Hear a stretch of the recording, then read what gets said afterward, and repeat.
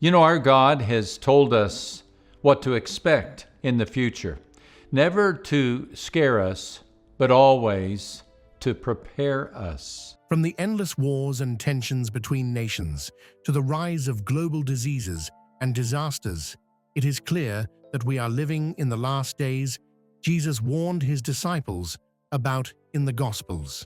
With recent stories aligning with the words of Christ, we now have proof that we are living in the final part of those last days. We are living in the last days. So the last days are the days from the ascension of Christ to his glorious return. Are these signs now complete, or are there even greater tribulations on the way? Stay till the end of this video as we unpack the final secrets and powerful signs of the rapture. Beginning with the book of Genesis, ending all the way with the book of Revelation. The end of days. All it takes is one look at the latest headlines to feel like the world is falling apart. 2 powerful earthquakes struck Turkey and neighboring Syria. 10,000 people are feared dead. Almost every month, there are earthquakes shaking cities, with leaders making unwise choices that only cause more problems. Most of the things done by authorities on a global scale feel more dangerous than wise, and it seems like endless chaos is on the rise. But while this is how the average person might feel on a daily basis from watching the news, the Apostle Paul tells us something different we need to remember. We read about this through the old letters he wrote to the Thessalonians way back in 51 AD. These Christians were going through very difficult circumstances back then. They were being attacked for their faith in Christ. Some of their friends and families had died, and life had become almost unbearable just because they had put their trust in Christ's return. Paul told these people not to worry. As he wrote in 1 Thessalonians chapter 4 from verses 13 to 18, Christians have hope for Christ's return, no matter how bad it gets. He tells us that Christ will return from heaven the same way he went, with a loud voice. Those who died as believers will rise first, and then those who are still alive and living through these difficult times will be taken up together with them to meet with Jesus in the sky. From that moment, they will be with him and enjoy his blessings forever. In verse 18, he tells the Thessalonians to encourage each other at all times with these words. Recent stories of wars and disasters tell us that Paul's letters aren't just a story from the past. People today are discouraged by the chaos the world is experiencing, and it's clear that we are living in the final days before the Lord's return, and the final day will be very sudden. Christ made it clear through the Gospels that his coming will be like a thief at night. Many will think the world is going just fine before a sudden disaster strikes and takes their faith away. Watch as aftershocks from the 7.8 quake bring down an entire apartment building. Doesn't that sound a lot like today? Every time one problem seems to be solved, a new set of problems emerges out of nowhere. The Apostle Paul also warned that a very powerful person would rise and cause trouble. He will fool a lot of people to stop worshiping God and would even pretend to be God. That spirit is most obvious among corrupt leaders today, just as it was in the age of the apostles. John's first epistle, in chapter 2, verse 22, tells us that several antichrists are already present among the leaders, and the book of Revelation tells us about their efforts to make life difficult for believers.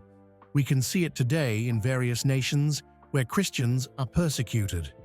But as we shall see, the scriptures tell us that it will get much worse.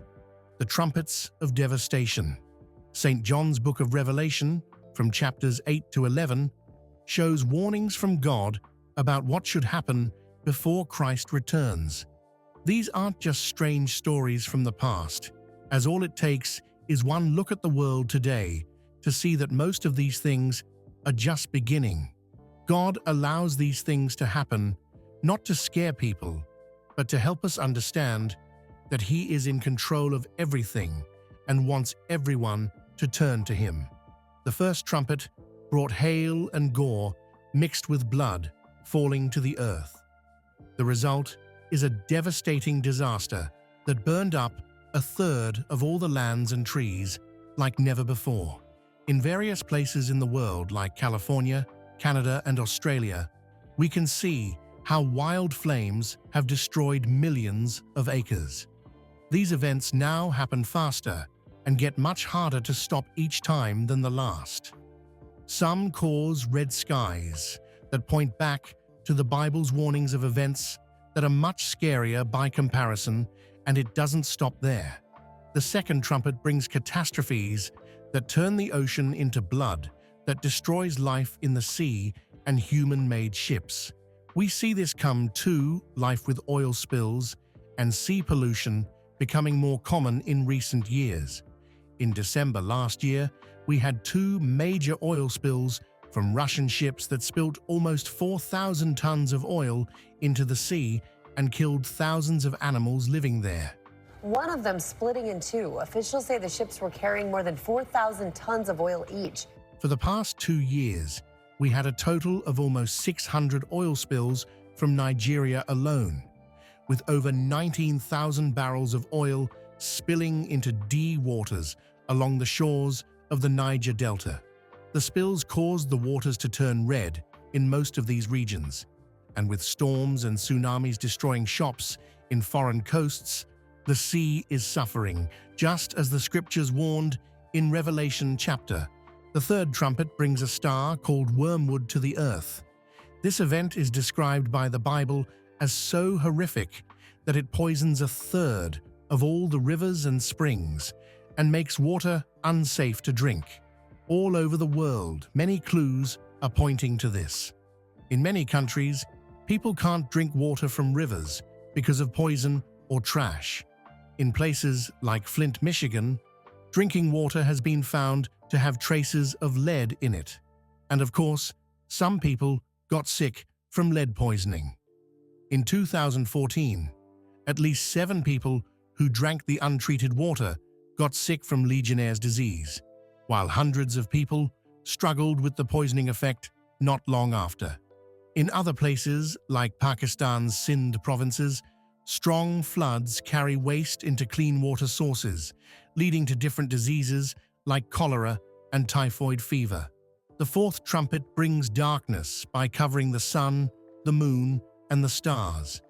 We see this happening today with strange weather patterns that block the sun. We have smoke from air pollution, blocking sunlight in various places across the world, affecting visibility and increasing air toxicity. Last year, in places like Sarajevo in Bosnia, there were thick fogs of smoke covering the skies. It got so bad later on when China's solar panels were no longer generating electricity as much as they used to due to the steady rise of air pollution. The thick fog blocked the sun's rays by over 11%, and the number has been steadily increasing each year. It's as if the sky is warning everyone that time is running out, and it gets worse with the next trumpet, the trumpets of woe. When the fifth trumpet sounds, another object falls from the sky and opens a large pit, and out of it comes grasshoppers with painful stings like scorpions. But this is where it gets interesting. These unique grasshoppers don't eat plants.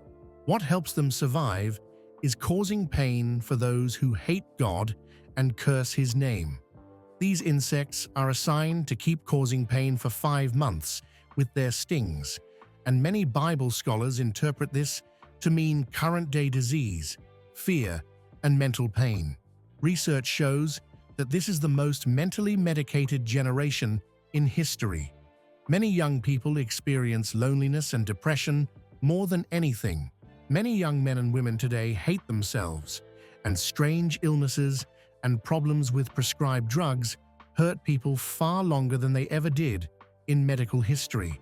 These spiritual swarms of pests might not have wings like the grasshoppers mentioned directly, but they have the very same effect, and that is long pain without death, and it's only getting worse. With the sound of the sixth trumpet comes 4 terrifying angels of chaos released from their prisons. These angels brought with them an army of millions with them to destroy nations. These special soldiers breathe fire, smoke, and burning air, and they always leave a trail of destruction everywhere they go. We know this happens today because of the several wars we see in the news. We have weapons, bombs, and chemicals that can destroy entire cities in seconds. Some leaders have spoken about a third global conflict happening in less than a decade from now. Digital revolution, robotization, and introduction of unmanned systems. And with increasing tensions between the leaders of different nations, chances are that it's closer than we once thought. Many will become afraid when this happens, but it comes nowhere close to the terror of the last trumpet. Strangely enough, this is entirely different from the other trumpets.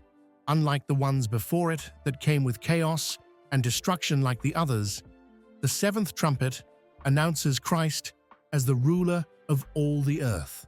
After all the pain and warnings, Christ returns to make all things new. Those who have stayed true to his word will rule with him forever, as they have passed on from death to life.